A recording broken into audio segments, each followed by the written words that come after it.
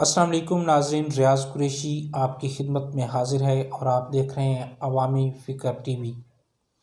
ناظرین، حضور اقدس صلی اللہ علیہ وآلہ وسلم اور صحابہ کرام رضی اللہ تعالیٰ عنہ نے دین کے پھیلانے میں جس قدر تکلیفیں اور مشقتیں برداشت کی ہیں، ان کا برداشت کرنا تو درکنار، اس کا ارادہ کرنا بھی ہم جیسے نالائقوں سے دشوار ہے۔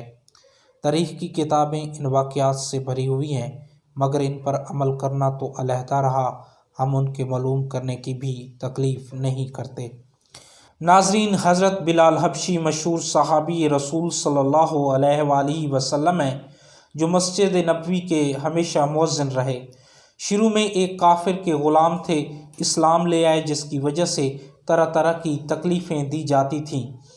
امیہ بن خلف جو مسلمانوں کا سخت دشمن تھا، ان کو سخت گرمی میں دوپہر کے وقت تپتی ہوئی ریت پر سیدھا لٹا کر ان کے سینے پر پتھر کی بڑی چٹان رکھ دیتا تھا تاکہ وہ حرکت نہ کر سکیں، اور کہتا تھا کہ یا اس حال میں مر جائیں اور زندگی چاہیں تو اسلام سے ہٹ جائیں، مگر وہ اس حالت میں بھی احد احد کہتے تھے، یعنی معبود ایک ہی ہے۔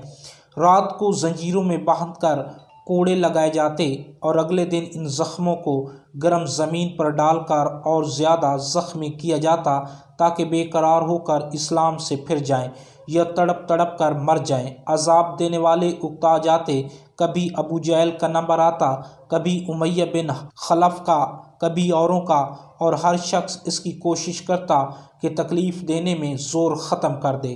حضرت ابو بکر صدیق رضی اللہ تعالیٰ عنہ نے اس حالت میں دیکھا تو ان کو خرید کر آزاد کر دیا۔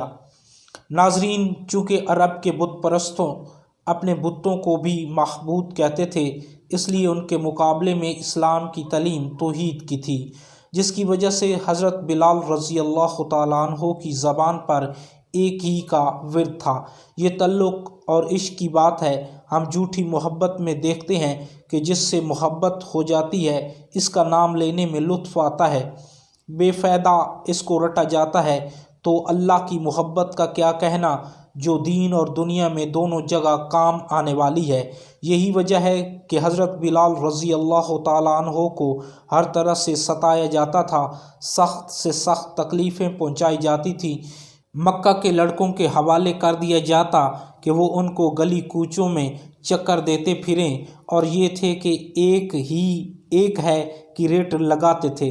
اسی کا یہ صلہ ملا کہ پھر حضور صلی اللہ علیہ وآلہ وسلم کے دربار میں مؤذن بنے اور سفر حضر میں ہمیشہ اذان کی خدمت انہی کے سپرد ہوئی۔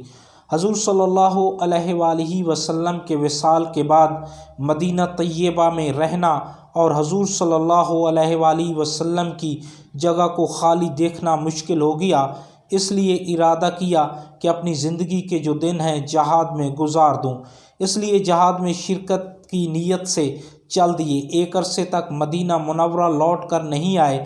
ایک مرتبہ حضور صلی اللہ علیہ وآلہ وسلم کی خواب میں زیارت ہوئی۔ حضور صلی اللہ علیہ وآلہ وسلم نے فرمایا، بلال، یہ کیا ظلم ہے، ہمارے پاس کبھی نہیں آئے؟ تو آنکھ کھلنے پر مدینہ طیبہ حاضر ہوئے۔ حضرت امام حسن اور امام حسین نے اذان کی فرمائش کی۔ لاڈلوں کی فرمائش ایسی نہیں تھی کہ انکار کی گنجائش ہوتی۔ اذان کہنا شروع کی اور مدینے میں حضور صلی اللہ علیہ وآلہ وسلم کے زمانے کی اذان کانوں میں پڑی تو مدینہ منورہ میں کوہرام مچ گیا۔ عورتیں تک روتی ہوئی گھر سے نکل پڑیں۔ چند روز قیام کے بعد 20 ہجری کے قریب دمشق میں آپ کا وصال ہوا۔